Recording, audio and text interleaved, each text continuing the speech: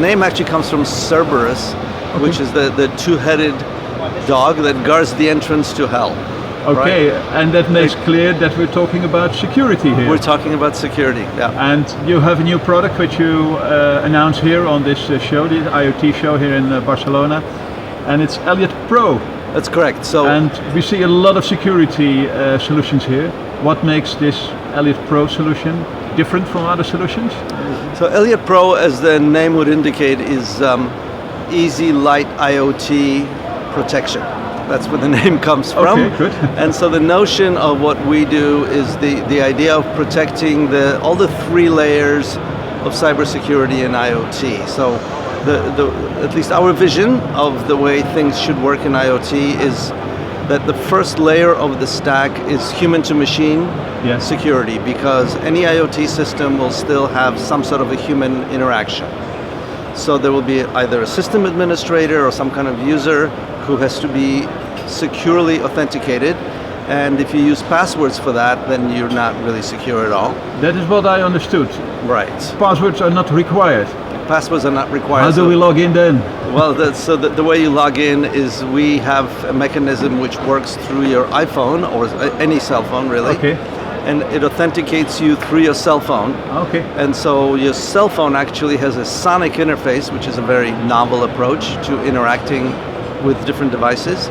So let's say you want to log on to a website has a browser can make a sound through the speakers in some laptop or a point of sale device. Yeah. And that sound, which is unique for every transaction, and it's also ultrasonic so you don't hear it, it reaches your cell phone, it carries a transaction code for that one transaction, and it authenticates you, and it authenticates the other side of the transaction as well. Okay. So the uniqueness of that mechanism is it not only identifies you, but it also identifies the website or whatever it is that you're interacting with. So it's two-sided security as opposed to one-sided. Okay. Something much stronger. Yeah. Something developed by Cyberus Labs. That's correct. Yeah. Your own development on this. Yes. No. Yeah? All of our ideas are our own ideas. We're not stealing from anywhere. Yeah. Good. Then, so basically the human-to-machine interface. So that's the first layer. Yeah, and that's the first layer. Okay. That's the first layer, and then there's layer 2, which is machine-to-machine interface. So not only do humans have to interface with machines, but in an IoT system, machines have to talk to other machines. That has to be a secure communications protocol as well.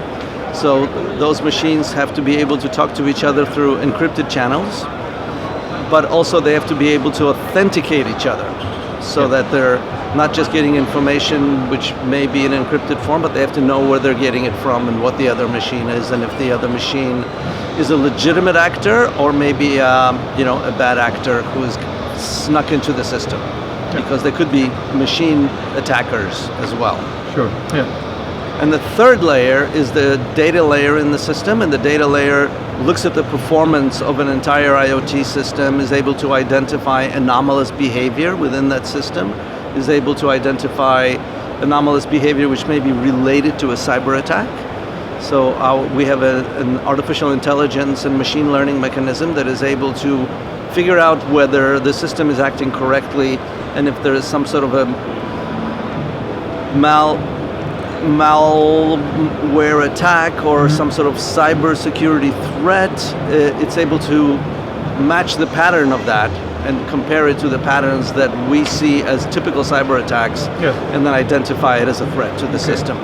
And the last piece of that, the security in the system, is that devices in an IoT system will have their own physical failure parameters. For example, let's say even a sensor like a temperature sensor has a limited lifespan. So let's say it'll work for a year, and then after that you have to replace it. So the system has to know that a year from now it's going to be time to replace it. Yeah. So we actually absorb that data from device vendors, keep it in our database, and then inform the user that it's time to replace these devices. So it allows the system to heal itself. And what's next is commercialization.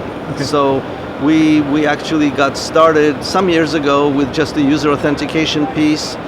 We created other technologies, which we then wrote a proposal about to the European Union, And as part of the Horizon 2020 program, we were fully funded to develop the entire security stack. So we're just finishing the minimum viable product, the first version of the product. Yeah. And we're talking to our first customers, and that's why the launch is now. Yeah. But we already have some trial runs already installed at customer sites. Good response so far.